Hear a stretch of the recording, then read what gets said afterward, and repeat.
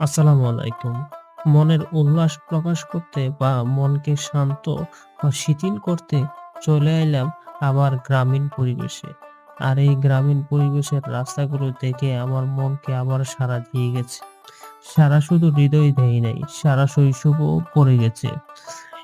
একটি কবিতা শৈশবে পড়েছিলাম রবীন্দ্রনাথ ঠাকুরের।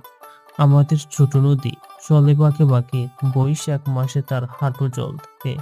পার হয়ে যায় গরু, পার হয়ে গাড়ি, দুই তার উঁচু তার ঢালু তার পানি।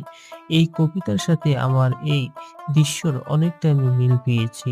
আপনাদের কাছে কেমন হয়েছে তা জানি না, কিন্তু আমি যখন এই রাস্তাটি পার হয়েছি তখন এই কবিতার মূল ভাবটা এখনই দেখতে পেয়েছি। আমার খুবই ভালো লাগছে। যখন আমি শৈশবে এই কবিতাটি পড়তাম, তখন কল্পনা করতাম আসলে কিভাবে ওনারা লিখতো?